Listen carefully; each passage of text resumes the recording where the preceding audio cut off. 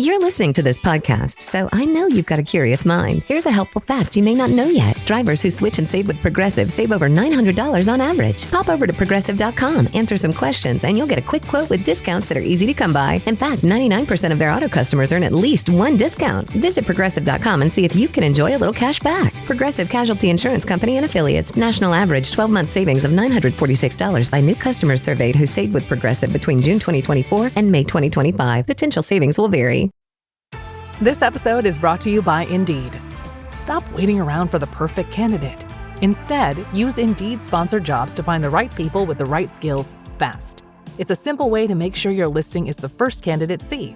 According to Indeed data, sponsored jobs have 4 times more applicants than non-sponsored jobs. So go build your dream team today with Indeed. Get a $75 sponsored job credit at Indeed.com/podcast. Terms and conditions apply. Thanks for sending me that memo ahead of time, Joe. You almost never do, but today I got it, and I thought it was a great idea to have Blue Shirt Day in the basement. Apparently, you're a psychic, because look at us. Psycho. He's psycho. We're psycho. I always forget. It's one or the other. Either way, I'm edgy. I went to the Detroit Tigers baseball game a couple of weeks ago. I'm standing there with my buddy. This woman approaches us. She had a couple of beers. There's no question about it. She was a little edgy. Well, she just walks up out of nowhere, hands me her phone and says, "You guys look safe. Can you take pictures of me?" Look, ladies, You guys look safe. never approach a guy and say, you look safe.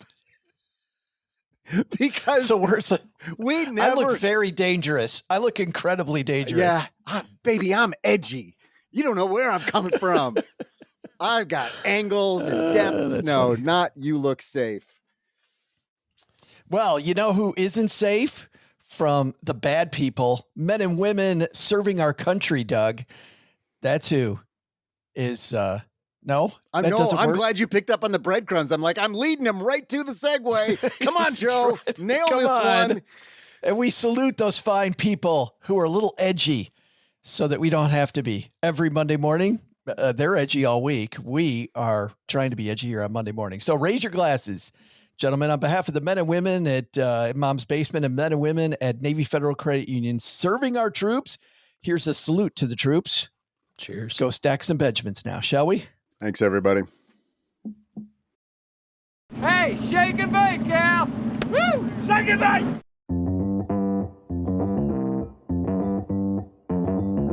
Live from Joe's mom's basement, it's the Stacking Benjamin Show.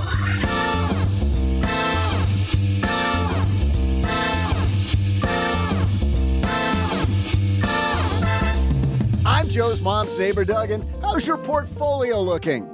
How about your waistline? Well, if the market has you nervously noshing on donuts, we're bringing in the guy who's helping you look and feel 100%.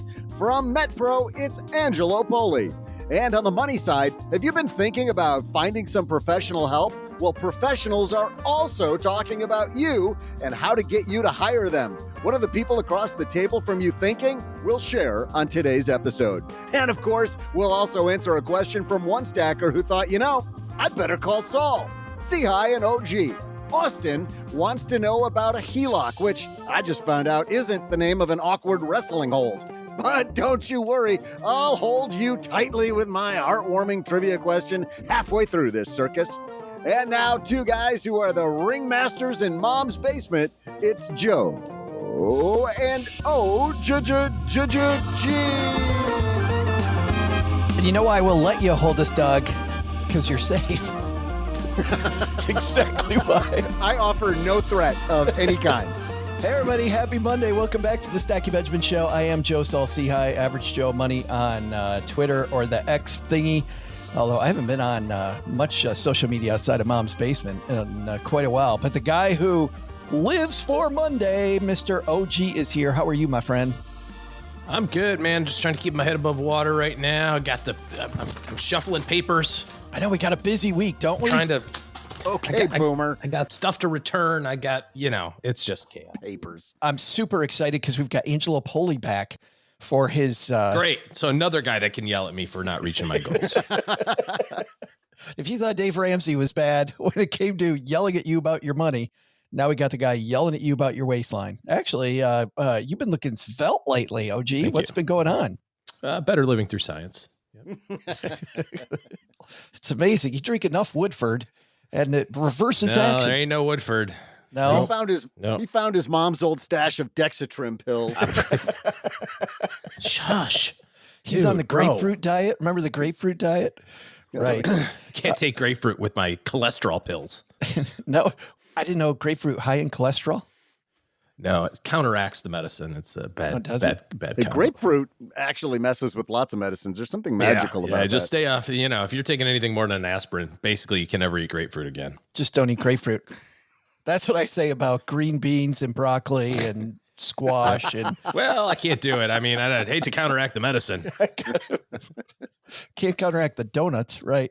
Angelo Poli is the CEO of Metpro. He's also the guy who's worked with tons of stars and CEOs on their health. He comes here a couple times a year.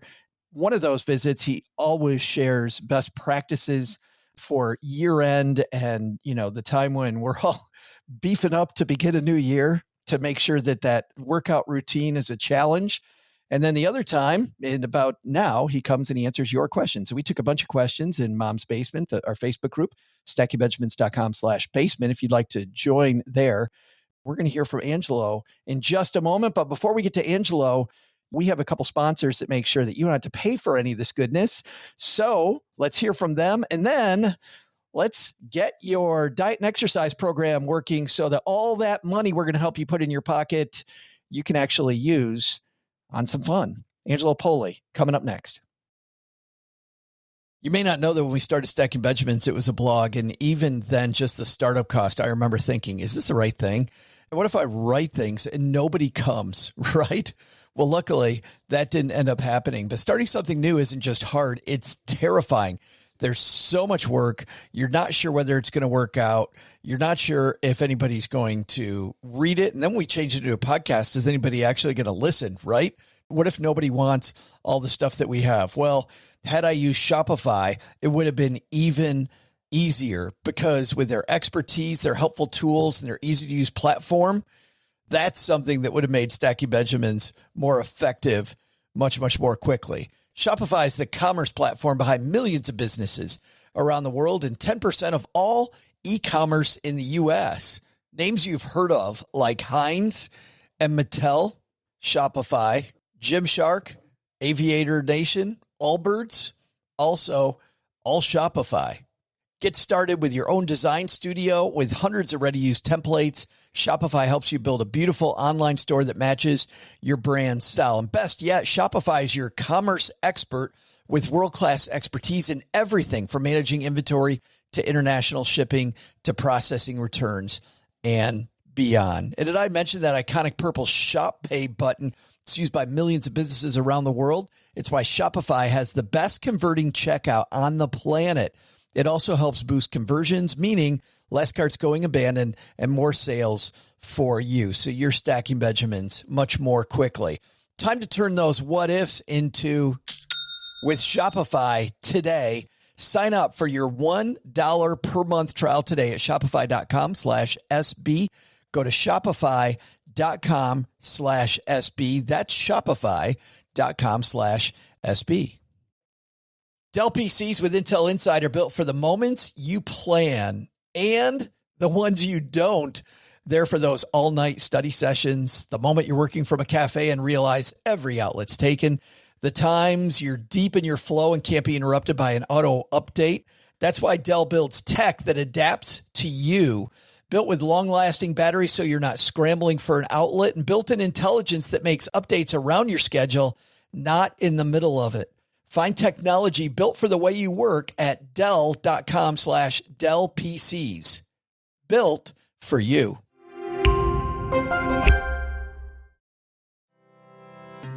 The thrill of the financial markets. Clicking the order on another day trading win. Introducing the perfect coffee for that perfect moment when you've just nailed an upside down candlestick all-in move. Or that glorious time as the sun's coming up and you've pushed through the nighttime hours, trading Tokyo, Hong Kong, Frankfurt, and London exchanges, and you just barely eked out that option harness that saved your ass before your 2450 call expired. What's the perfect coffee for that moment? Pour yourself some "I got lucky again" brew. Imagine delicious trades and a fantastic taste. Sure, you might not sleep because that caffeine combines beautifully with your betting the farm lifestyle, but heck, it's nearly worth it because you found the perfect fix to keep you motoring, staring at that monitor, waiting to squeeze out another quarter point on the VIX. Every time I push the button on another Wisdom Tree Coffee 3x daily leveraged out of the money option, I sip on my "I got lucky again" brew and think, I got lucky again. I haven't gotten lucky in weeks, but I'm still up all night trading. Are you coming to bed? Be there in a couple hours, honey. That doesn't stop me from drinking a cup or 3 of "I got lucky again" coffee. Sure, coffee won't make you millions, but you'll feel like a million while you drink "I got lucky again" brew. Available now. Well, I'm super happy he's here to help us get in shape for beach season. It is nearly summertime as spring's springing all over America. Angelo Poli's back. How are you, man? I am doing great, Joe. Thanks for having me back on the show. You and I know we should be focusing on diet and exercise our entire life, but this time of year, everybody's looking to get in shape, Angelo. Like also they're like, oh, the sweaters come off this time of year. That's why we're reminded. I might want to do something about this now. Well, what's super cool is that our stackers have asked a bunch of questions, and we're just going to hit them quick, guys.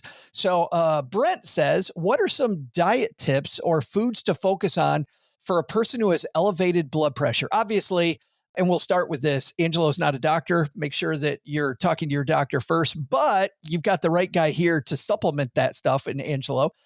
He says, not quite over the threshold to be diagnosed with high blood pressure, but was told it's just below that point.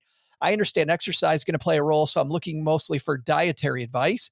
I'm not great in the kitchen, and I genuinely hate grocery shopping. I'm a get in and get out as quick as possible person when it comes to grocery shopping, LOL. Thanks for that, Brent. Man, what do you think?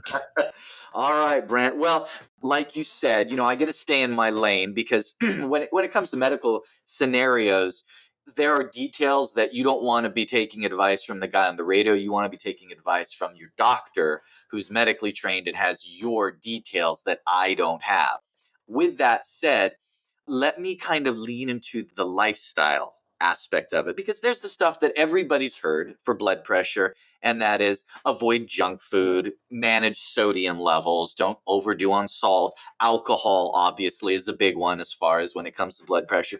But Brent, you already know those because you've heard them 1,000 times. So let me tell you the more subtle wins that I hear from my clients who express, hey, my blood pressure is getting better. All markers of my health are improving because I've been consistent with clean foods and exercise. And I'm going to tell you that the key ingredient here is the consistent part. It's so hard to get. We get on a kick. Usually when we get our blood work back or we come back from the doctor or something like that pops up. And all of a sudden we're Mr. Health for 5 days. So my recommendation, Brent, might actually surprise you. It's going to be pick the low-hanging fruit, so to speak, and stick with it. Do something you can do ongoing. And I'm going to give you a couple ideas of what that can be. First thing is you want to have some sort of aerobic activity in your life on a consistent basis. A lot of guys will ask me, well, I go to the gym different times and I really hit it hard when I'm there. And I tell them I don't care. Here's what I actually want. That's great if that's you and you can be consistent with that. But here's what I actually want. I want something for 15 minutes that you can reproduce almost daily. If you can't do that, I'll take 5 minutes. And I know what you're thinking. You're thinking, well, 5 minutes, that's nonsense. What can I really accomplish in 5 minutes? You can accomplish installing a habit into your daily routine that you can convert into something bigger over time. But if you don't start with just 5 minutes, or start with something simple that you can reproduce on a daily or near daily basis, it is so hard to get to that next step. So start slow, create habit and routine, Brent. On the food end, I would say manage the big ones, the alcohol, things like that. You really do want to, if you're looking at blood pressure, you want to be careful about those things. But focus on good things that you like to eat. And I know you don't want to go and cook something different every day. So what is clean and healthy? Talk to your doctor about this. And you're going to go to him and you're going to say, here's some foods that I like. He's going to know your health profile. And he's going to say, yes, this is great. Stay away from that. Have more of this. Come back with those foods. And what I want you to do is I want you to come up with lunches and a couple snacks where you say, I like these foods. I could see myself eating this fairly consistently. And I'll even give you one more step into that direction, Brent. Write out yourself 2 or 3 lunches you feel like you could do consistently. And then when you go to the grocery store, shop for those ingredients and cook in bulk. Don't cook one meal at a time. You won't be able to be consistent with that.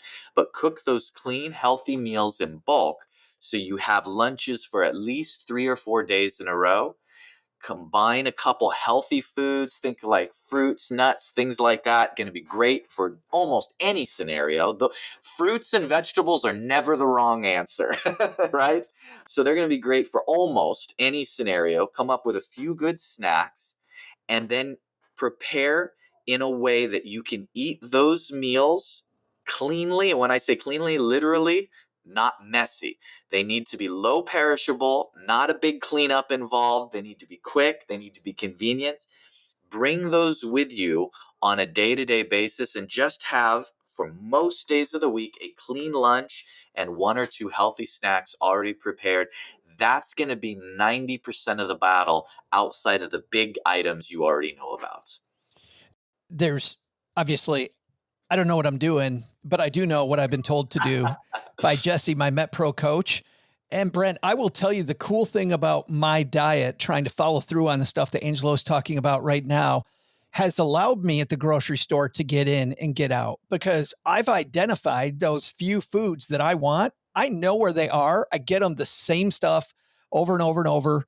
I'm always looking at my diet. It's funny. The Honeycrisp apple is my go-to snack food. I love that. Grapes are a nice side. Blueberries, sometimes a nice side. I know the nuts that are part of my diet. I know exactly where those are. So as from one fellow get in and get outer to another, this idea of bulk buying and bulk making your foods makes the grocery store super easy. It made it so easy, Angelo, because now it is a habit. I just go boom, boom, boom. I'm gone.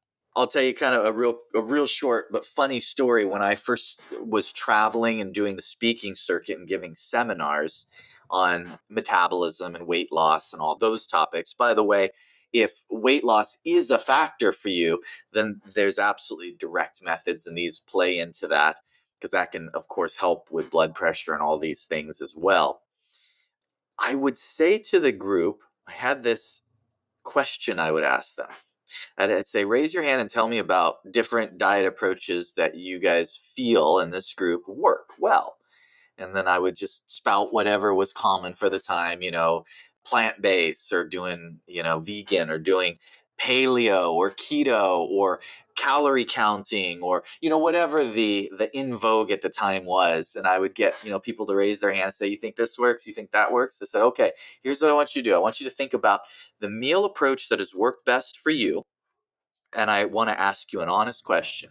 Do you think if you go home tomorrow and try and do that, it will work better than if I just give you one rule? Here's the rule.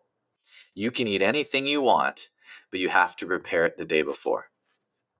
Everyone unanimously stops and says, well, yeah, if I prepared my meals in advance, that would have a bigger impact on whether it's a weight loss goal or a health goal or a fitness goal than any other blanket strategy out there, underscoring how important the strategy and behaviors are when we're looking for a transformation. That's so funny. Well, and I'm thinking about all the stuff that you've never emphasized being here on the show, which is just the I'm prepping when I'm not hungry. I'm prepping with my brain and not my taste buds. So I'm prepping based on a knowledge base, not based on, oh man, smells like burritos. You know, That's it. that's wild. He also asks about sleep. Then he said, how much effect does sleep have on blood pressure? Currently work full-time on third shift and a full-time student in the morning. So sleep's usually consistent, but I can have those bad sleep days from time to time. Let's just talk. Yeah. Let's even get rid of the blood pressure piece. Let's talk about Angelo sleep in general.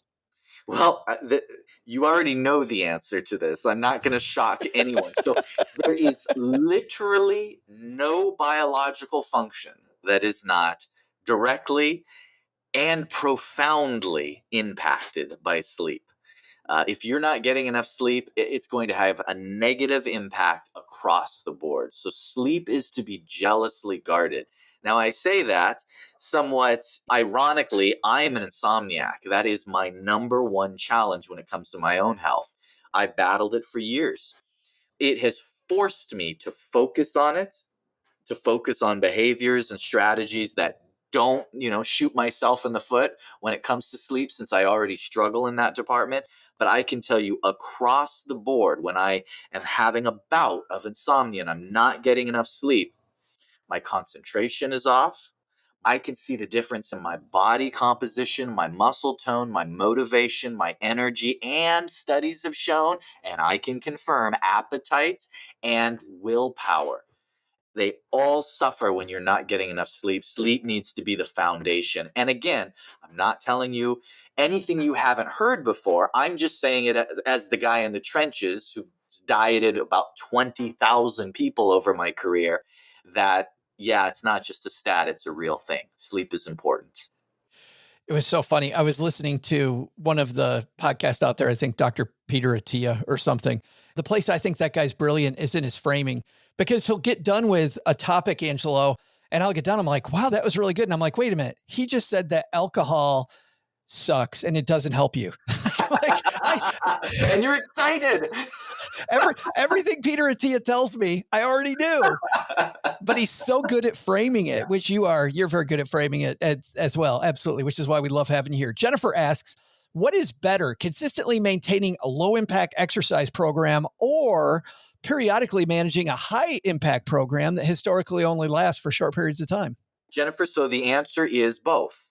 It really depends on your goal. Now, I'm going to give a blanket statement, assuming we're talking about healthy people who are at least semi-advanced level, and there's no other mitigating or conditions or things that would create risk. If there's no risk involved, the greater the intensity, the greater the corresponding adaptive process. I know that's not a popular thing to say right now, but being in the gym for years and years with thousands of clients, you absolutely see a greater return on investment when intensity is involved. Now, here's the caveat, and here's where you get all the low intensity, low impact. The caveat is this: if you cross the threshold to where the intensity that you're trying to achieve is actually causing you to struggle to recover, miss workouts, worse still, become injured in some way, then you are always better with lower intensity. The reason that I am a fan of low intensity is because what trumps all of these factors is consistency. The people, we're going to do this knockout, drag out boot camp session for an hour and a half, doesn't impress me if you can't repeat it. Give me just a few minutes each day that you can sustain, and then add one of those peaks, one of those spikes in your routine. So I would encourage, as a general, without knowing your specific details, Jennifer, your base routine to be moderate intensity, consistent. And as your body tolerates, look to add a few days a week where you have a little bit of that spike in intensity and get the best of both worlds. Which is why you'll see a lot of people that are really good at this, like Wednesday's their intense day or Tuesday's their intense day. Is that the reason why? So they built in consistency? That's it. In fact, we did when I was writing a white paper for our company, we were reviewing, just ad nauseum, study after study. And I recall coming across basically the paperwork on all the different modalities of training And across the board, when you had like that high intensity interval training style approach, across the board, the results outpaced nearly everything else. But it came with a very significant caveat or asterisk, and that is most participants, unless at an advanced level, could not sustain true high interval training. I'm not talking about varied intensival where you're doing 60 seconds a little harder, 60 seconds a little less, but a true scenario where it's a all out, everything you can give sprint or push, whatever you're doing, followed by a brief recovery period. You have to be a beast to sustain that. If someone says, yeah, I did HIIT training for an hour, they didn't do HIIT training. They did varied intensity training. There's no way you'll last an hour. No, you'll throw up at 12 minutes if you're doing true HIIT training, right? So that's the caveat, and just understanding that a lot of it is degree. So when you can add some of that high intensity work, there are profound adaptive responses that take place in your body, and it's great if you can tolerate a measure of it, but it's not going to be your foundation, your bread and butter for the vast majority of us mere mortals. I love the overlap there between Brent's answer about food and Jennifer's answer about exercise. Consistency trumps everything. That's it. Absolutely. James has a question for us. How do you feel about the new over-the-counter continuous glucose monitors? He wonders if it's a good way to drive behavior and glean insight. Great question. So I'm actually really excited about where the technology is going. I don't know how I feel about what's on the market yet, but I'm confident we're going to get there. You know, the tech is getting better and better. The science is getting better and better. And so where will it be used? Well, anytime you get an immediate feedback mechanic. At Metpro, us coaching, we're the feedback mechanic. We get to see, here's what you ate, here's the result, and that's a feedback mechanic. But I love the idea of being able to add to that a real time. Yeah, I probably didn't need to eat that third dinner roll with the steak and veggies, because now look here, I can see how my body's responding. So I think there will absolutely be a place for it. I think it will drive behaviors for people who are just dabbling in it. I'll be interested to see application for higher level of athletics. I'm not sure it's going to revolutionize that scene yet. That will be, we'll have to wait and see.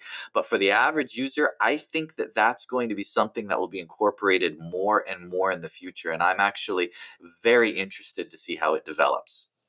I'm going to ask you the hot question that we answered back when you were with us in December, but it's going to be on everybody's mind if I don't ask it. The Ozempics. Yep. What do you think about the Ozempics? It's like anything. It's a tool. And the problem is, if somebody, okay, I want to mow my lawn. So what's someone going to do? Well, they say, well, what did you do today? I bought a lawnmower. Why? Because I wanted to buy a lawnmower. No, you buy a lawnmower to mow your lawn. So if you're using a medication to aid you in achieving something, but the goal is to achieve something, and you're going to do all the things in preparation for that. I'm going to put gas in the tank. I'm going to put on my outdoor work outfit. I'm going to get the sunscreen out. I'm going to go outside and I'm going to mow the lawn. If you're going to do all those things, you're going to end up with a very nice looking lawn. Now, if you just go and purchase the lawnmower and it's sitting there in your garage, shiny and new, all you're doing is taking a medication. It's a tool along the way. It's not the ends of itself. That said, it's absolutely having an impact for some people. People ask me, do your clients take Ozempic or any of the semaglutides? And some do. It just depends. Now, it's interesting. Would I start someone there? Would I say, hey, you should consider this? Not typically. That's not typically where I start, but I have no problem if somebody finds they're getting some benefit out of it. But at the end of the day, it is not going to do any of the lifting for you. So my sport of choice, as a young man, I love powerlifting. When you powerlift, I couldn't tell by those guns. I had no idea you like powerlifting. When you put on the bench press shirt, it's like magic. Now, all of a sudden, I can lift an extra 50, 60, 70 pounds. And people say, well, the shirt's lifting that for you. I said, well, you put the shirt on the bench and see how much it lifts. The Yeah. shirt's not lifting it. It's a tool that's allowing you. So with that illustration, if you're going to take any medication, oh, by the way, this medication isn't the first, nor will it be the last. There have been weight loss medications out there, some that have worked well, some that I didn't care for in the past. They all fall under this classification. This is just the latest, hottest thing. I do believe this one will be here to stay a bit longer, and I do believe this one may have a little more impact. But at the end of the day, it's what you eat and your lifestyle. And if we don't fix those two things, this is just going to be one more frustrating blip on the way. We're going to be right back where we started. It's key that it's understood where it falls in the lineup of relevancy, but I am neither for nor against it. What I want is people to understand what it is and what it isn't, and what the main point is. I love how that view aligns so much with my doctor, who's a friend of mine. And I asked him about this, and he said the same thing. He's like, listen, at the end of the day, it's about habit and behavior. If you have the habit and behavior, this can help make that signal of, man, I'm hungry, go down a bit so that those habits and behaviors are even more effective. Yeah. But he goes, well, what really bothers him is when he's put people on it and there is no habit and behavior and they lose some weight. And you know what happens, Angelo, the second they're off it, they balloon, and it's actually even worse in some cases than it was before they were on it. Well, it's just like anything where you're implementing an approach. So I don't want to get too much in the weeds, but yeah, if we talk about, for example, when we take somebody on at Metpro, the very first thing we do is we identify, based on their goal, are they a metabolic client or are they a behavioral client? I'll give you kind of a peek behind the curtain of what that means internally as a coaching organization. So to us, that means that either A, they have, I'm just using weight loss because that's the most common thing people will reach out to us for. They are not at the weight they want to be because A, their behavior, lifestyle choices, food choices is a roadblock. It's preventing them. Those need to change. You'd be surprised, though. There are a lot of clients that come to us, and when they tell us what they're eating very clean. They're eating very good. There's not a whole lot of proverbial fat to trim there. They're a metabolic client. In other words, they're at the point where the reason they're not at their goal weight is because their metabolic rate is running slower. So it's so critical to identify what category we fall into, because what tends to happen without guidance is you could take, and this is separate from semaglutides, this is any appetite suppressant medication. And what tends to happen is people don't just eat a little less at each meal, they tend to simply eat less often. And that's not the goal if we're trying to force our metabolic rate up. So that's where the guidance is critical, and where some of these medications can be useful, but do it with the proper guidance on the most meaningful pieces, which is going to be the nutrition and your lifestyle. Boy, the emphasis on metabolism, Angelo, as you know, our audience may not know, I hurt my foot. And when I hurt my foot, just in all the data that Jesse and I are sharing about my journey, man, the second I hurt my foot and I couldn't do as much cardio, I thought, until talking to you and Jesse, we said, hey, there's ways to stay off that foot and still get the cardio. Man, we're sneaky like that. But I hit this metabolic wall, to your point. It is a combination of both. It was the full thing. It wasn't just diet or exercise. It was the whole program that was really important to work in tandem with each other. And when you slowed my metabolism down, and even with Metpro, I've got this diet routine that I'm used to, all of a sudden I just skidded to a stop because all of a sudden the metabolism is just on a different level. So then Jesse's, trying to get it revving and back up. Yep. And then we discover all kinds of cardio stuff I can do without being on my foot. It is so important. I'm going to take the last two questions from Ron and John. By the way, thank you, Stackers, for all your questions every time we ask Angelo these, because they're so good. Ron asks, he'd like some insight on the carnivore diet. He was 6 months on, just eating meat, eggs, and cheese, enjoyed it very much, had great results. He said he weight trains at least 5 days a week. He drinks an electrolyte powder mix, but cannot stave off cramps. What's your opinion? But then I want to add to it, because we've had questions like this in the past. So the carnivore diet's one type of diet. John is going to ask about another type of diet. He says, I'd like to hear your thoughts on intermittent fasting. So both these guys have diets that they want to know about. Just your thought about these different diets in general, and then maybe more on Ron with the cramping, or I don't know. I'm going to be a little, not brash, but I'm just going to be blunt. There's nothing wrong with any diet. They all have an impact. What my pet peeve is people blindly following a nutritional protocol, having no understanding of the influence it exerts on their body. So here's what I mean by that. The carnivore diet, the paleo diet, the ketogenic diets, these are all the Atkins diets. They're the Atkins. It's the same diet, repackaged. And the Atkins diet is the same diet that was a diet all the way back in the 1920s. Yeah, it was this like fisherman guy that observed a native tribe. I want to say it was either Alaska or something like that, where they would just eat. Not Alaska, or was it Australia? Don't get hung up on the details, but he observed these people eating essentially whale blubber as a mainstay of their diet and found that, wow, these people actually lost a lot of weight, and whale blubber has really high fat content. And so this has been a thing for over 100 years that just keeps getting repackaged and repackaged and repackaged. Here's what I wish someone would just say. What you're going to do is you're going to push your body to a greater or lesser degree towards ketosis. Maybe not all the way into a ketogenic state, but by removing carbohydrates, your body is going to be forced to convert lipids and some proteins, ketones, the whole 9 yards, into fuel instead, because there isn't enough essentially sugar present. That's good because it forces your body to burn a little more fat. Bad because you can end up with electrolyte imbalances, potassium levels are off, cramping can ensue, hydration issues, because each gram of glucose, that's sugar in your muscle and livers, is stored with 3 grams of water. And when you no longer have that glucose, you no longer have that water buffer, which results in cramping and all of these side effects. And oh, by the way, when you eat less carbohydrates, your body gets hypersensitive to carbohydrates.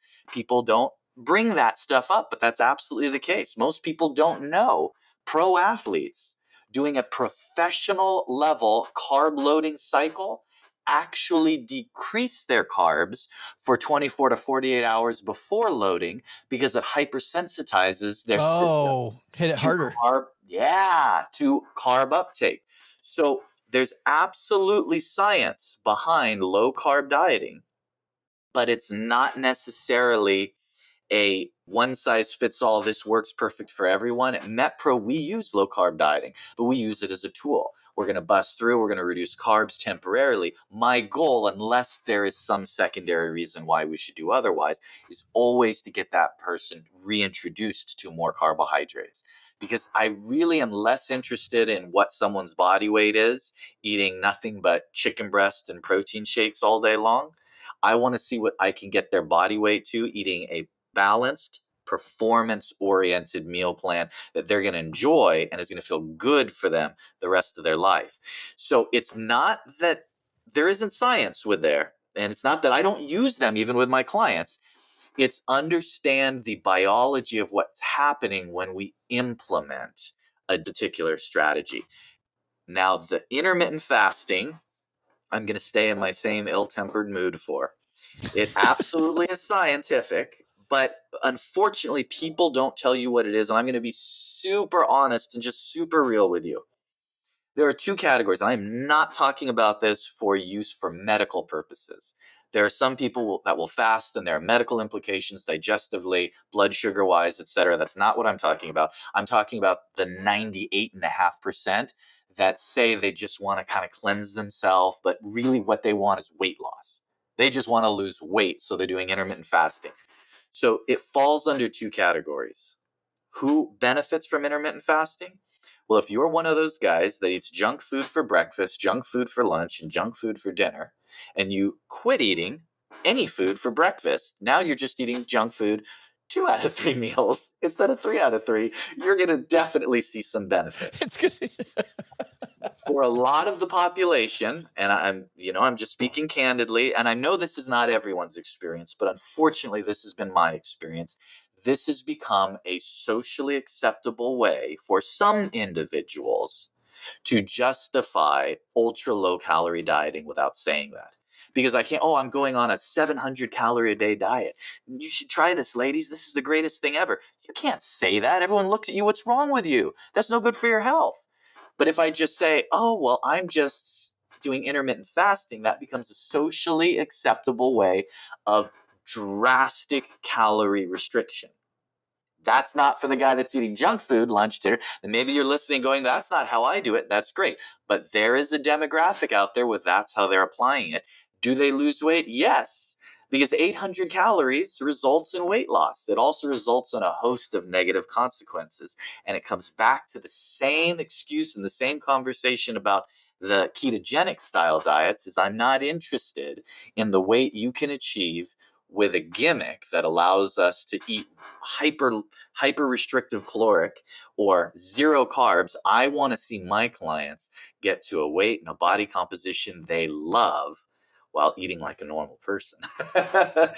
And they understand why they got there. I think that's the big thing that you've emphasized today, Angelo, because I get exactly why I'm here. I'm not following a plan. I'm creating the thing that works for me and my biology. I'm actually listening to my body and my body's reaction. I'm responding.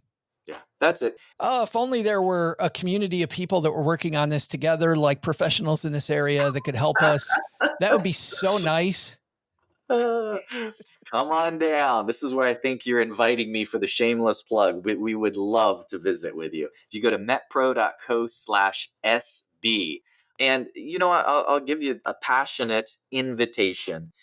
Come and talk to someone. If you've been struggling with, I have a specific goal, come and talk to someone where it would be different than this conversation that Joe and I are having, because in this conversation, what I have is kind of just this nebulous voice in the crowd asking a generalized question where I don't have any context. Come and give us context. What we want to hear is tell us your health and fitness culture, your history, your body composition goals, performance goals, weight goals, what you're currently doing and what you've done in the past. And then what we can do is we can share with you. Here are thousands of others that have had a similar story. Here's what we have found to be the most effective protocols for them long-term, not just quick fix, but sustainably.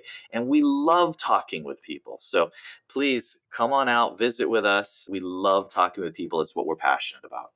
Yeah, the reason Angelo's here with us is because when I did it, there was no, and everybody that I've sent there's never a high pressure sales pitch, number one. Number two is I learned so much during that first meeting, and I don't know if it's changed, Angelo, from when, and it probably has changed some, but when I went through it, I learned so much about how my body's different than other people. Right. And about why some of the things I was trying wasn't working was because specifically it didn't apply to my body. And even if I hadn't started working with Jesse, my coach at that time, I still would have walked away from that meeting knowing a better approach. Like they told me ahead of time, here's what we would do. We would do this, we do this, we do this, we do this.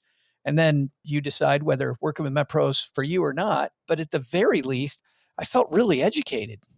Thank you, Joe. That's our passion. And this is really what we've been doing for the last almost 20 years is, we go to the doctor, you see those charts on the wall that, BMI charts and height weight that say, if you're this size of person, you burn this many calories a day.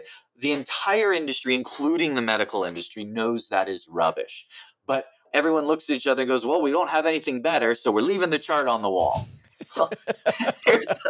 There's a way to identify exactly where your metabolic rate is at, where your body is at, and then actually have an intelligent structure to, okay, that means this approach will likely have the most impact for you, or taking this strategy or this route. And that's what we love doing with our clients. Metpro.co, not .com. It's metpro.co/SB. And when you go, rate me and let me know how it went, because I love to hear success stories. Angelo, speaking of success stories, thanks for being successfully again, man, our mentor as we usher in summer. Thanks a million for having me, Joe. Hey there, stackers. I'm Joe's mom's neighbor, Doug, and there's no way April is just about over. Seriously? Come on. Where's the year gone? Speaking of racing, one guy who was known for fast cars and making tons of Benjamins was born today, Ferruccio Lamborghini. I'm confident that's how you say it. I'm sure that's exactly how he pronounces it. There's so many double letters and I think it's vowels in there. Lamborghini. Well, and then There's they an got H in there. first name. I mean, Italians just throw like CH sounds in there where they don't belong. Anyway, that guy would be a spry 109 years old today. You know, like if he were still alive. Even before Lamborghini, another racing event happened in 1887 on today's date. It was the first car race in 1887. Hey, Joe, what was it like? Tell me all about it. I mean, like, what did it smell like? What did it sound like? Nope. Huh. Missed that one? You're still riding your buggy easy. down there. Couldn't Just get the buggy there keep fast moving. enough. Okay, fine. Seriously, the race was won by French engineer, and I'm going to say this right, Georges Bouton. Here's today's question. Who finished dead last in that race? I'll be back with an answer you should have seen coming as soon as I race upstairs to see if Joe's mom will change her will to say that I get the Harley. This episode is brought to you by Progressive Insurance. Do you ever think about switching insurance companies to see if you could save some cash? Progressive makes it easy. Just drop in some details about yourself and see if you're eligible to save money when you bundle your home and auto policies. The process only takes minutes, and it could mean hundreds more in your pocket. Visit Progressive.com after this episode to see if you could save. Progressive Casualty Insurance Company and Affiliates. Potential savings will vary. Not available in all states. You didn't start a business just to keep the lights on. You're here to sell more today than yesterday. You're here to win. Lucky for you, Shopify built the best converting checkout on the planet. Like the just one tapping, ridiculously fast acting, sky-high sales stacking, champion of checkouts. That's the good stuff right there. So if your business is in it to win it, win with Shopify. Start your free trial today at shopify.com/win. Did you know Fast Growing Trees is America's largest and most trusted online nursery with thousands of trees and plants and over 2 million happy customers? Whether you're planting fruit trees, adding privacy, brightening things up with flowers, or bringing in houseplants, Fast Growing Trees has it all. Even better, they can help you find options that are right for your climate, your space, and lifestyle. Click Order Grow. Every plant arrives healthy with the Alive and Thrive guarantee straight to your door. So if you're ready to get planting, this is the moment. Right now, they have great deals on spring planting essentials, up to half off on select plants. And listeners to our show get 20% off their first purchase when using the code WWO at checkout. That's an additional 20% off. Better plants and better growing at fastgrowingtrees.com using the code WWO at checkout. Fastgrowingtrees.com, code WWO. Now's the perfect time to plant. Let's grow together. Use WWO to save today. Offer is valid for a limited time. Terms and conditions apply. Go to growingfasttrees.com for details.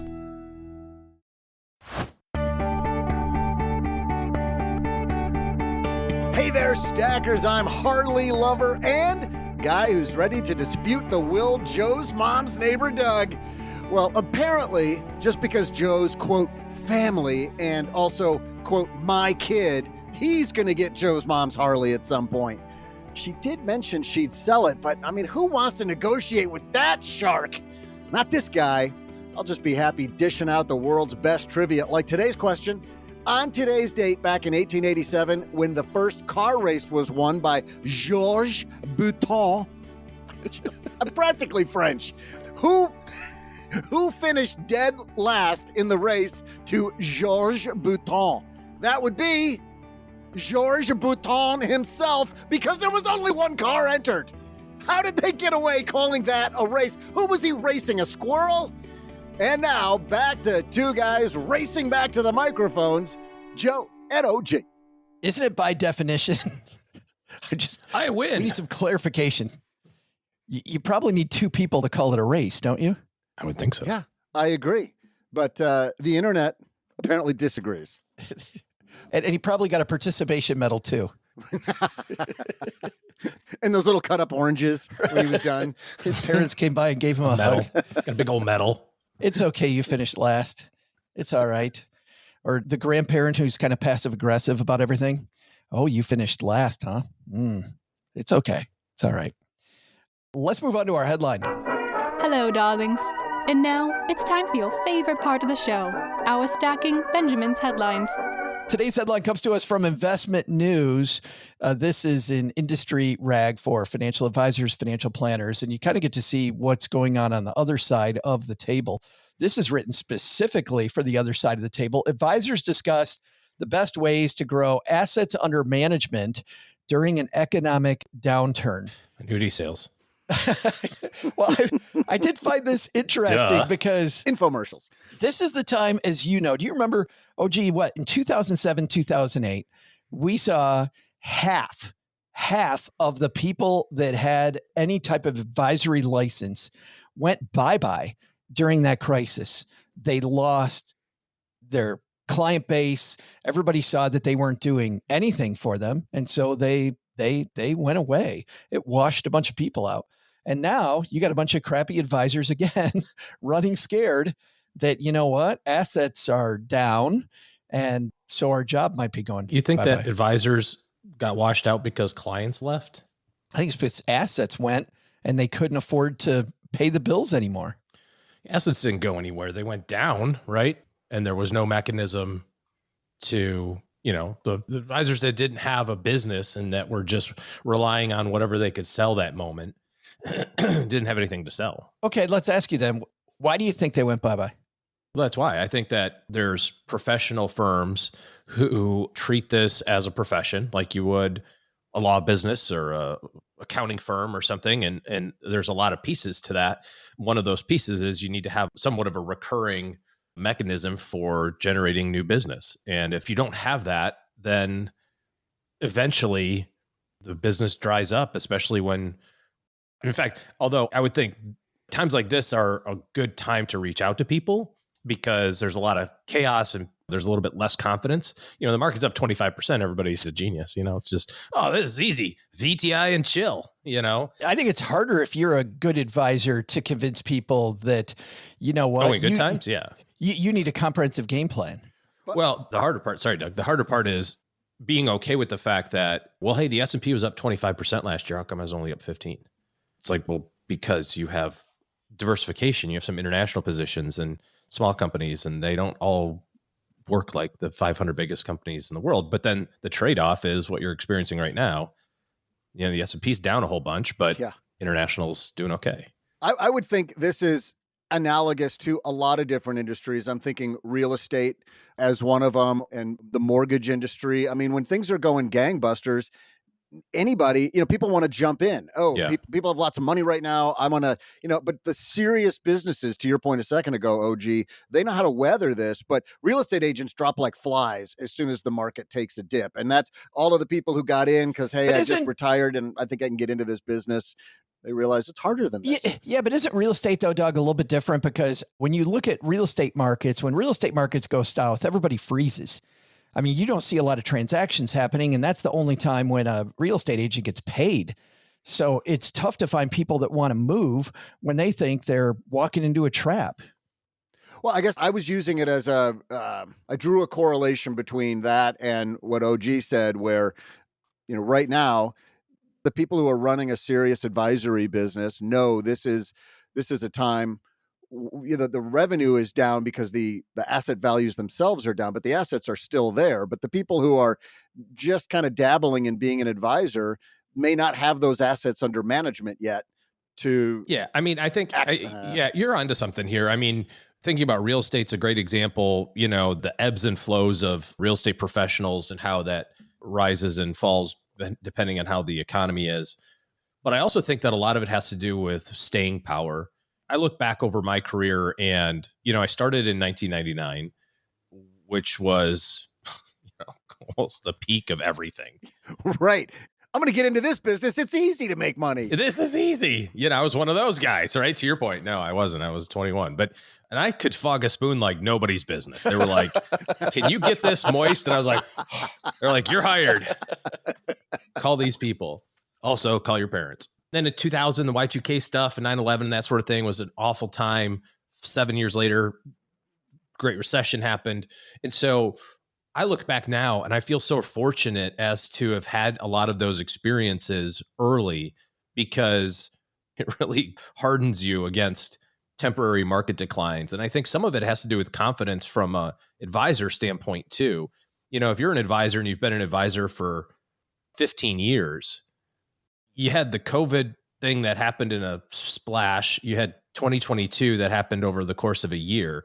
You've never had like a really long economic malaise, right? Like a big recession for an extended period of time where the overall tenor of all of your consumers or all your clients are, this sucks and, whatever. And so I think some of it is being able to communicate that and have the confidence that what you're doing is doing the right thing for clients. I think most of us get in this business not because we want to be like Gordon Gekko, but more because it's like, this is a good way for me to help people that don't know how to do this.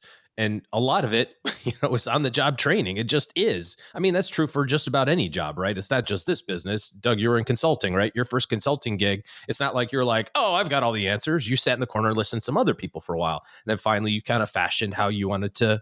Do you know me at all? I didn't sit more than 30 seconds without opening my mouth. Yeah, well, that's true. Remember that advice that Doug gave last week with Lorraine Lee when he said a lot of people in their career, OG, they jump in too quick?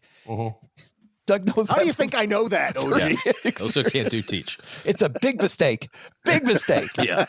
So you cut your teeth on that stuff. I think if you don't have the confidence, it kind of comes through pretty quickly, right? Like, if your surgeon comes in and goes, oh boy. Do we amputate or give you a Tylenol?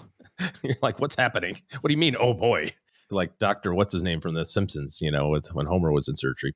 I think a lot of those things are in play. It's not just the economic aspect of it, Joe, and there's a good chunk of that, right? If there's no money to be made, or if there's no easy money to be made, that kind of washes out a handful of people. If there's no system for developing new business, and that has a pretty big impact. And then I also think it has to do with the professional's personal experience and the confidence that he or she can have in leading people through stuff like this. Yeah, I think it is the confidence of the captain. I mean, we just started this project on the back of our house. It's going to go all summer, so people are going to get sick of me talking about this. Already am. But we just gave the first check to the builder. And I got to tell you, just the confidence and competence of this guy, we've worked with him before, is, I would say, 80% of why you hired this guy.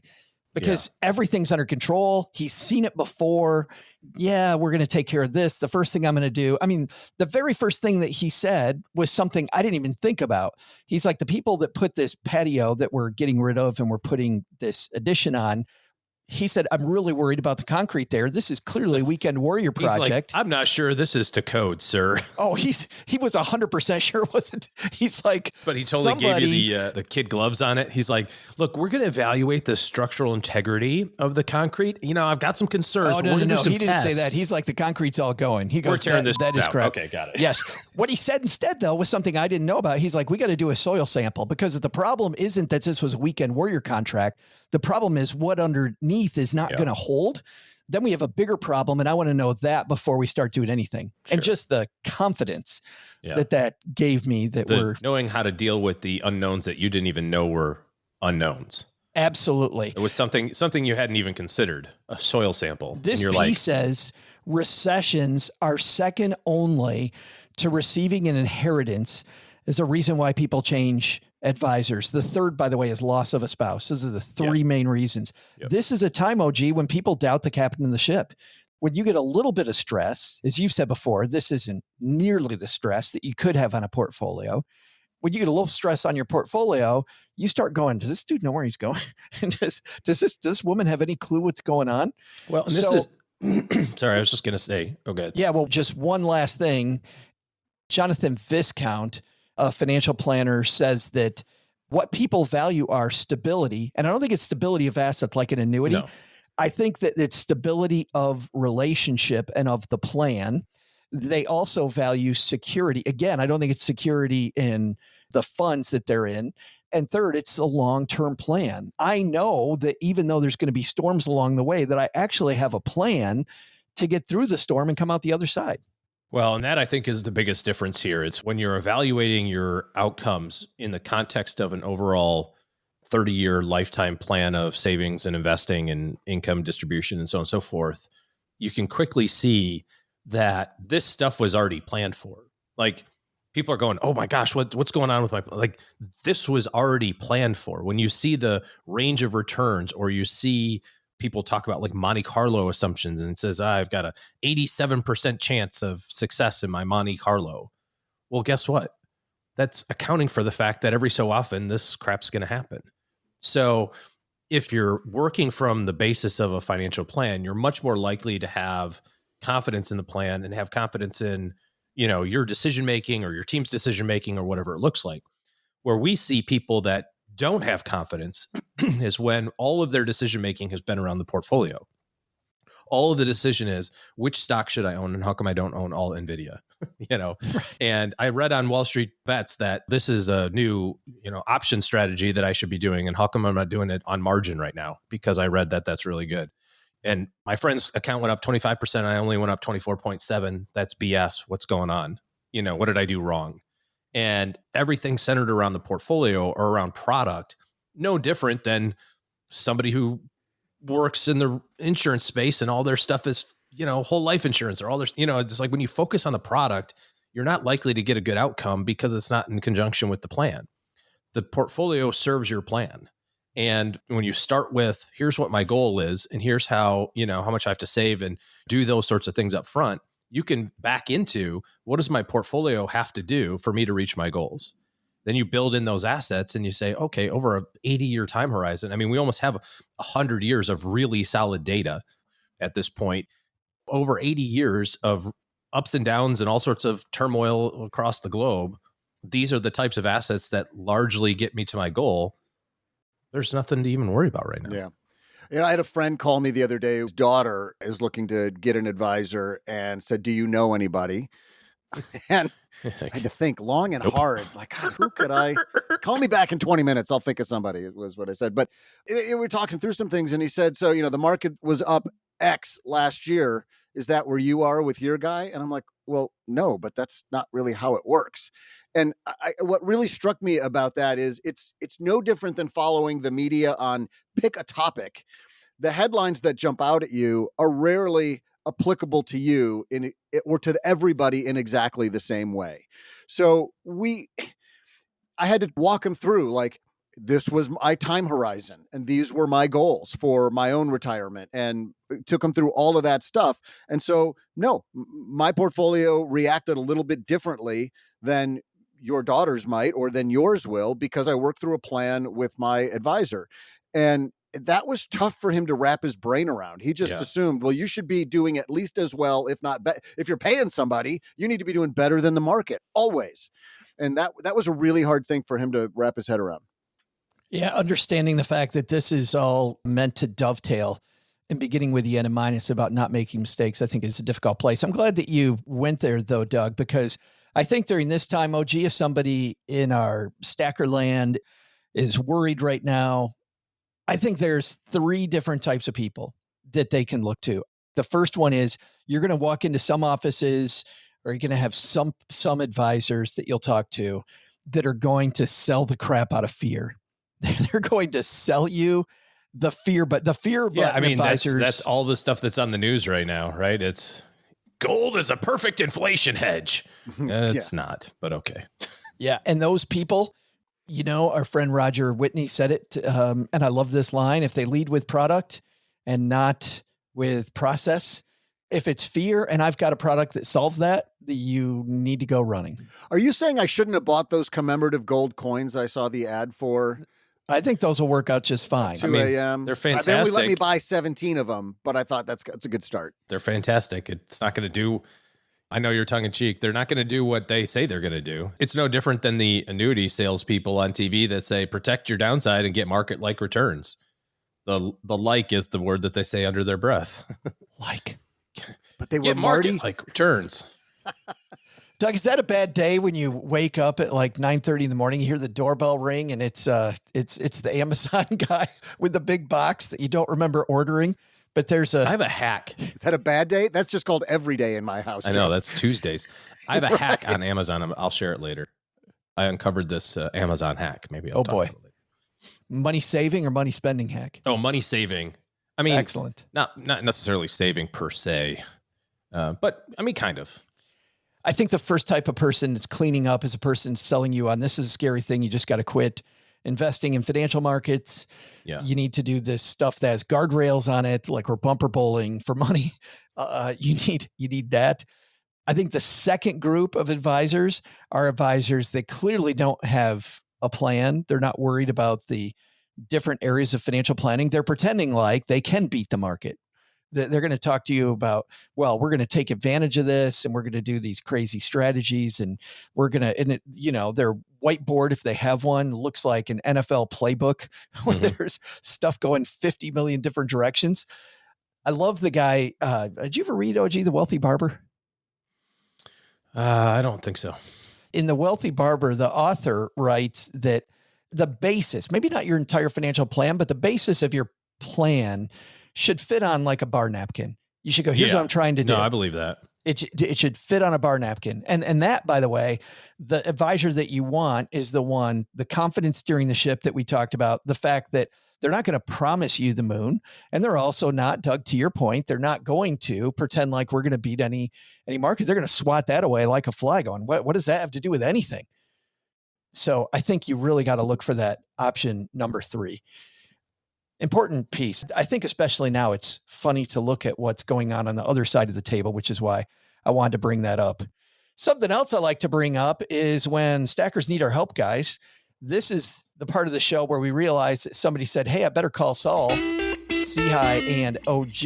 If you have a question for us, head to stackingbenjamins.com/voicemail, and we're super happy to help you do better with your money and get more confident. And today we're going to help our brand new BFF, Austin, get more confident. Austin, what's going on, man? Hey, Joe and OG and Doug.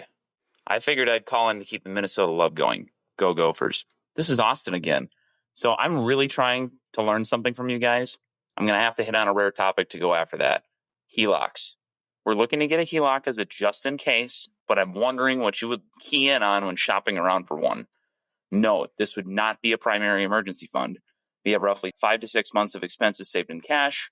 Our mortgage is about 23% of our gross income. Hopefully that's enough information for this. Thanks in advance. Love what you guys do. Bye. Social security numbers would help next time. I know. Mother's maiden name. I mean, we need a little more info. What are we going to sell to the hackers if you don't leave that kind of information? Come on. Austin, thanks for the question. I have something about that too. Maybe I'll talk about that too later. Oh, wow. Oh, gee, what's going on here? Hackers. I got to write this down so don't forget hackers and Amazon. The basics of a HELOC, home equity line of credit.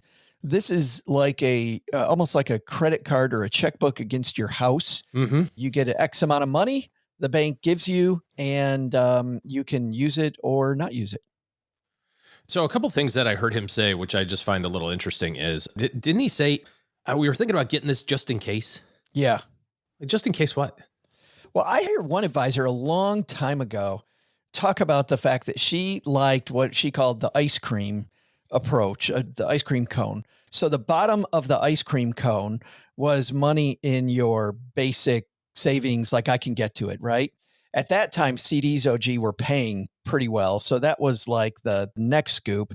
And she goes, and then in case things really go foobar, she really liked having a home equity line of credit available that she could, if push comes to shove, she's got this, she can go dig into it and grab that money. Unless you have a purpose for it, most people have more credit than they need anyway. And I don't know why you would have this open unless you're planning on doing something with it. You know, it's like idle hands are devil's workshop. You've heard that phrase. Idle credit is... Mom says it all the time. You know, whatever. I don't know. There's some sort You got time to lean, you got time to clean. Yeah.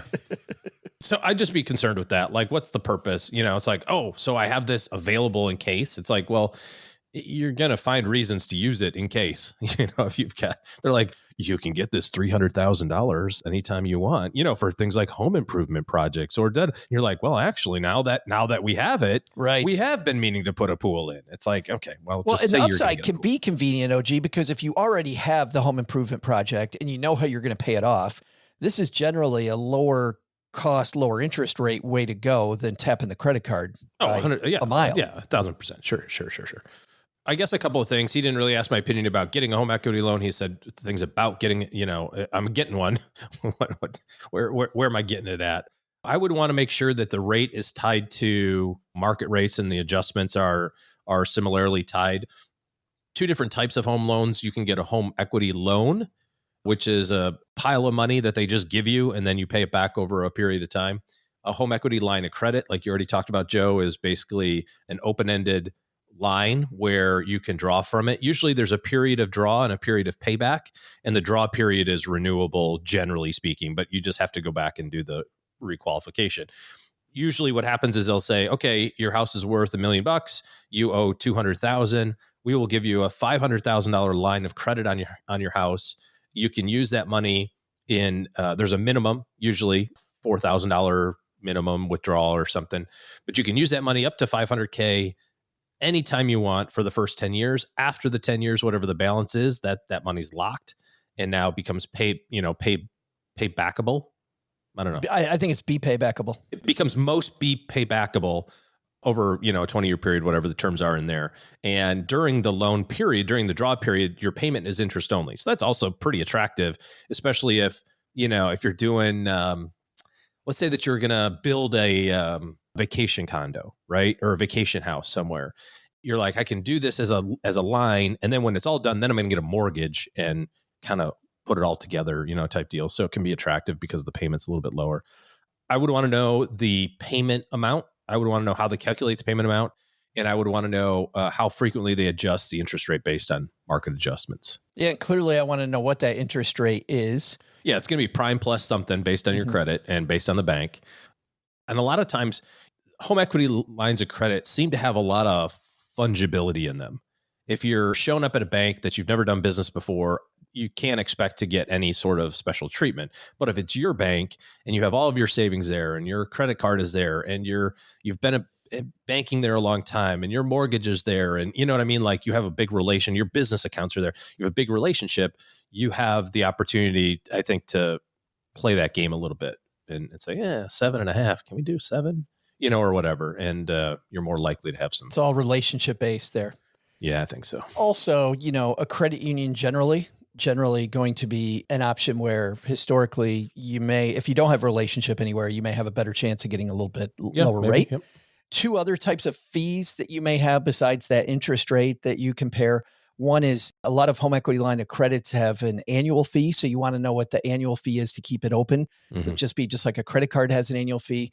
Another one may be an origination fee, and they will probably charge you for an appraisal because this becomes a second position on your house.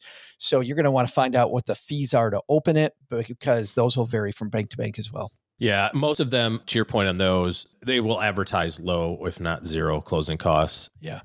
Sometimes they do drive-by, appraisals. Because again, since it's a second loan, the bank is not going to lend you 100% of your house, right? If your house is worth $500K and you owe $350, your line of credit might only be $50,000, because they're not going to say, oh, we'll just let you have one, you know what I mean? They're not going to let you. Right. Yeah. If you're not asking for a specific amount of money, you mean you're just saying, hey, I just want this X amount. Plug it into Zillow and say, here's the most we can give you. Yeah. Joe, you pointed out it becomes a second lien on your home, which made me think of a question some of our listeners might be interested in is so let's say you have a HELOC, but it's at a pretty decent rate, whatever it, nowadays, I remember we had one that was stupid low, but nowadays it's probably in the 8% range or something like that. But it's going to be lower than your credit cards. But when you're creating a debt pay down strategy, because it's a lien on your house, does that maybe change how you prioritize your pay down? I mean, I know a lot of them people are thinking, I'm going to pay down the debt that has the highest interest rate right now. But do you change that because of it's a second lien on your house, whereas the credit card's not? Yeah, it's an interesting question. OG, I'm still going after the credit cards first because those are going to be at such an egregiously higher interest rate. Does it change it for you? Well, the only thing that would change it would be if I had a lump sum, let's say that I had a bonus and I've got two things side by side that are fairly equal in terms of balance. Maybe one's a little higher interest, but whatever. My take on that is I'm going to go after the one that frees up the most cash flow at that moment. Mm-hmm. If it's just monthly, good point. If I'm going, hey, I can put an extra $100 a month on my debt, where should I put it? Yeah, absolutely. Highest interest. Dave Ramsey's snowball method also works. I like that. But if it's like, hey, I just got a bonus of 50 grand, I can pay off my car, which is $695 a month for the next 5 years, or I can pay off my HELOC, which is, $1,700 a month, interest only. I'm paying the HELOC off because that frees up $1,700 a month of cash. That I can spend down the hill on other stuff. Yeah, now I can put $2,500 on my car, and that thing's gone in 2 years instead of 5 or whatever. But if you're of the mindset of, look, if all the stuff hits the fan, all hell breaks loose, I want to make sure I got a place to live. I got to pay my mortgage. I can let some of that other stuff ride, but I don't want anybody taking my house. But assuming it's a second position, you're already screwed. The mortgage people are going to take your house already. If you're getting a line of credit because you're like, I need it just in case, and then you're really just lying to yourself, and the just in case is actually happening, and you're using your lifestyle expenses to take the equity out of your house, and you're kind of burning through that, and now you're worried about paying that. There's other major issues going on. You need to sell the house is what you probably need to do, and do something different. That's a whole different extreme example, I think, Doug. Thanks for the question, Austin. If you've got a question for us, head to stackingbenjamins.com/voicemail, and we're happy to answer your question as well. Big thanks for that one, Austin. And Gertrude's going to write you because we got a little something for you. Not just because he called in. We don't advertise as much as we used to, but just as a thank you, we send you some cool swag, some Stacking Benjamin swag for calling in and being a part of the show. But Austin is caller number 1,000 to the Stacking Benjamin show. Get out of here. He is. Oh, wait, nope. Check that. 1,002. Sorry. Never mind, Austin. You missed it. You were I forgot close. About those 2 episodes. We're so going to to be fair, there probably is some erroneous addition here somewhere. Once you get past 100, you're just making it up. The judges have confirmed this is 1,000? No, this is. Oh, okay. There's no. This is ish. This is so ish. It's not even funny. Yeah. You know what's funny about this is that it was the company that runs the voicemail program. It's a really easy voicemail program. You can call in from any device, but they have it listed as voicemail. You will see voicemail number 1,000. Gotcha. Right on there. And that's how it's. And and some of those have been some crazy stuff, and we've had people call in other ways, and. Yeah, so ish. But Austin, ish is good enough for us because horseshoes and hand grenades. This is close enough. So Austin, we are giving you're from Minnesota. We've got a badass Stacking Benjamins hat. We have brand new Stacking Benjamins mugs just made with the new logo on them that are awesome. I'm also going to send you a copy of my book Stacked. And we got a bunch of these books we haven't gotten them yet, Doug. Okay. We just talked about it last week. You think you're throwing them out to Austin like they're candy, and yet I'm sitting here with my Robin's Egg blues. Austin, realize, unlike Doug, it's going to take a week or 2 to get there. It's going to take some time to make it there.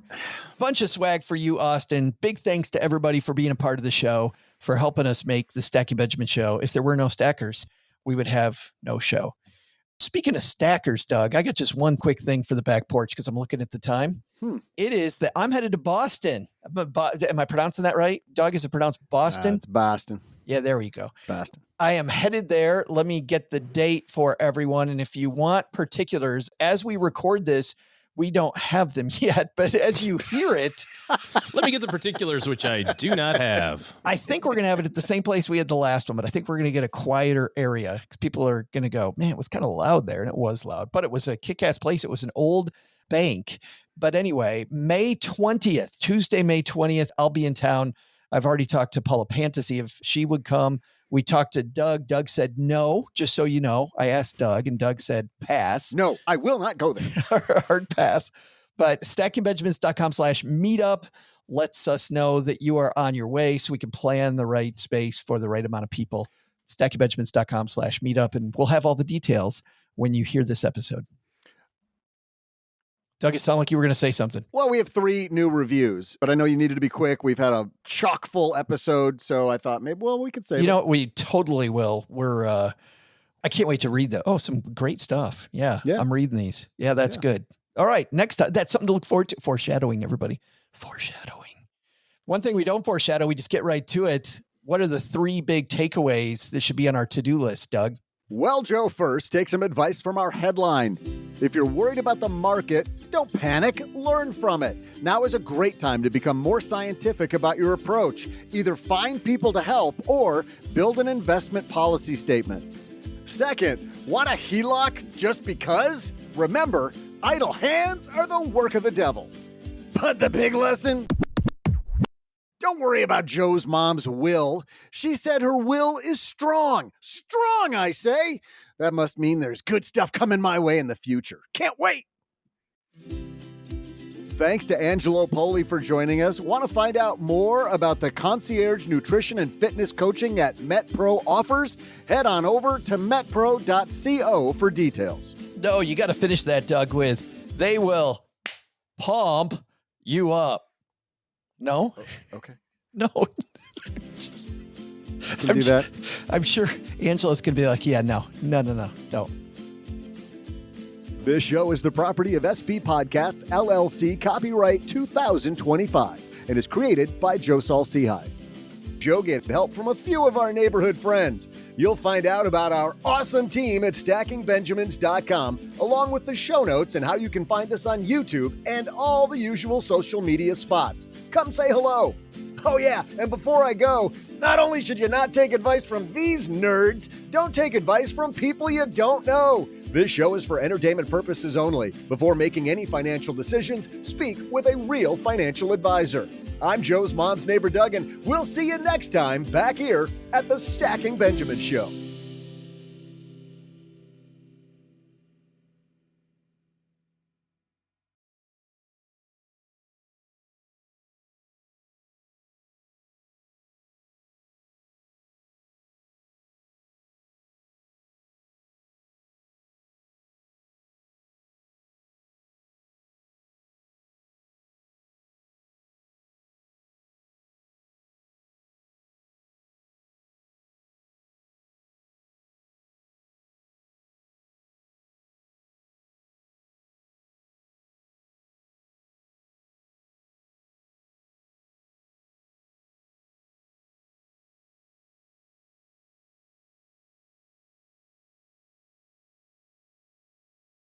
I've told this story a bunch, and I don't think that I've said it on the show, or maybe I've said it on some show somewhere, or just to friends, or maybe just to you guys individually. He's on other shows? I don't. Is he cheating on us? I mean, players got to play, yo. But I am a little bit of a credit card points dude aficionado. Yeah. Anyways, but I'm trying to clean some stuff up a little bit, and I've got a couple cards that I don't need anymore, and I'm trying to tighten, as it were, my life. And what I found out is, so it's Capital As we One. heard last week, Doug. Yeah. That's a I good have one. so many cards, I forgot I already had one. Yeah, well. And all these offers just sitting. One of them was for like $125,000. I just left it collecting dust. Yeah. Well, anyways, what I found out was that Capital One doesn't combine your points. So if you have like a card with this, this card, or if you have this credit card or this credit card, they all accumulate their own points. I just assume like Amex, they all just go in one bucket, or like No, you Chase. have to do it manually. What's that? Combine the points at Capital One. Yeah, I wasn't able to figure that out. Oh, I did between 2 cards.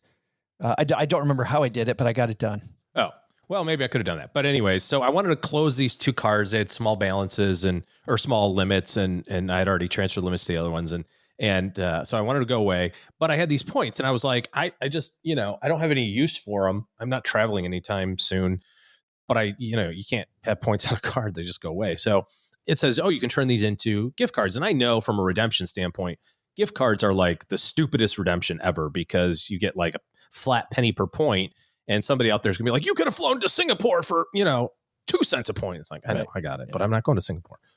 But I wanted to get rid of them. So I go online, I do the thing, and it says, which gift cards do you want? They give you the whole list of them, and it's Amazon, right? Like, we buy so much crap at Amazon. I'm going to pick Amazon. So I pick Amazon. Just go Amazon. And it says they come in $50, $100, $200. And I'm like, oh, I'll just do the $200 one. That's less cards. And then it gives me a drop down. It says, how many of these do you want? And I'm like, well, I would think that I could say I want 10, but it's going to be relative to how many points I have. Sure. And so I don't know the conversion. I'm not really paying attention. I don't really care. So I go all the way down, hit 10, hit submit, and it goes, your gift cards will arrive in 7 to 10 business days. And I'm like, wait, what just happened? So apparently I had enough points on Capital One to get $2,000 of Amazon gift cards. So I gave them, which could have been I know. a free flight or two. What? Well, yeah. Well, obviously it would have been that, but I'm not, like I said, I'm not going anywhere anytime soon. So I had no use for it. But here's the great news. So it shows up in the mail. You get this big stack of gift cards. So that's totally secure, by the way. That's not suspect at all. Like not ripe for mail fraud. Right. But they came and handed it to my wife, and she's like, what the heck did you get all this from? I'm like, oh, this is from Capital One Point. She's like, wait, how many points do we have? I'm like, well, let's not worry about that. Let's just focus on the cool thing, which is we're not paying for Amazon crap. We buy whatever we want on Amazon, and it goes to these gift cards for like the next, at least the next week, 2 days, at least the next 2 or 3 months. So my Amazon hack is, if you buy Amazon crap all the time, like we do, and you have points just sitting there, points devalue themselves. They do very quickly. Yes. You got to remember that when everybody's talking about maximizing and getting 2 cents per and stuff, everybody freezes. A buddy of mine, I'm at dinner with him this weekend, and he shows me one of his credit cards. He's got 625,000 points. Yeah. I'm like, when you started building that thing, they were probably worth 2.5x what they're worth now. Like you know what I mean? Yeah, those first value. rates. Yeah. Right. And you don't see it. What happens is the redemptions cost more. So the hotel that used to be 30,000 points per night is now 50. The 50,000 hotel point per night is now 75. That's how, that's where the inflation happens, and you don't see it. It's like a South American currency. It kind of is. It is. And you get to the point, and I don't mean to say this in a sense that's like, oh, look at how cool I am, but I have 1 million Marriott points right now. And last year, every hotel that I could stay in, I stayed in with points, because I'm like, this is stupid. Like I don't have I don't have a big trip I'm planning. There's just whatever. I need to start using them. We have a Marriott credit card, and every time you stay, you get credit and the double points and blah, blah, blah, blah, blah. I stayed 30 nights in hotels last year, and I ended the year with still 1 million points. And I paid for every hotel room last year with points. I didn't spend $1 in hotels last year. And your point value did not go down. I still had 1 million at the end of the year, even though I spent 30 nights in hotels for free, because of, just the bonuses and and the credit card spend and, like whatever, just my normal life. So to your point, unless you have a purpose, right? If you're like, I'm getting to 1 million so I can do the honeymoon trip. It's like, all right, cool. But you better get after it, because that $1 million thing's going to require 1.2 million by the time you get there, probably. I'm pretty new-ish to the credit card point game. I've used credit card points, but just for ones that I was going to use anyway. Right. Like, in Texarkana, like I've said, you can fly any airline you want as long as it's American. So I should probably you can get go anywhere American. you want as long as it's Dallas, as long as it includes DFW. At 11 a.m. on a Tuesday. I went to a Camp Fi, and the amazing Mark Troutman, who's been on our show before. Mark was talking about Hyatt and these, Uber points people are like, you need to use Hyatt. Now, the bad news is, OG, because you and I talked about There's this. no Hyatts. There's not that many of them. There's 7 of them. But what is incredible is, so I've stayed at Hyatt's now 10 times, just trying out this new point program. I get on because we were headed to downtown Dallas, and I go to get a hotel room because staying at Hotel OG was already booked. False. So we it's weird, Doug, how every time I come to Dallas, it's Hotel OG is booked. It's incredible. Well, you shouldn't have done that thing in the pool the last time you stayed there. When we go to, how'd you hear about the thing in the pool? Because I have access to the internet. That's how I know about it. I was like, there's a camera been posted. Oh, geez, making bank on that one. So we go, see, now I'm all flustered. Hyatt Dallas points. Yeah. So I've only stayed there 10 times. I finally became a Discoverist, which is their first tier of many, right? Marriott, I've been way up that chain. But I was told that Hyatt, you accumulate points much quicker. So I'm like, oh, let's just see if we have a free one. Who cares? Dude, I've got like 19,000 points, a room at the Hyatt House right by the Katy Trail, just walking distance to everything in the Harwood district, a nice part of town. 6,500 points for the free night. Marriott, like 18,000 points. So I'm getting 3 nights. And by the way, before I found out how easy these points are to come by, I got the Hyatt credit card that just came. And I probably got one of those too somewhere. You get a free night a year. You get a free night a year just for your, which is funny. The card costs $100. I actually don't. The card costs $100. So the night a year is covered by your annual fee. So you're like, okay, I stay there one night and I use that one. And then I get oh my goodness, Hyatt points. Those are going to be super easy to accumulate. Like and when you get to those high-end hotels, like the Mr. and Mrs. Smith chain of hotels, that's their like super bougie high. Oh my God. Park Hyatt. Yeah. Some of these places are amazing. Yeah. So anyways, if you got points, spend them, YOLO, right? That's kind of the message here. That's the lesson, kids.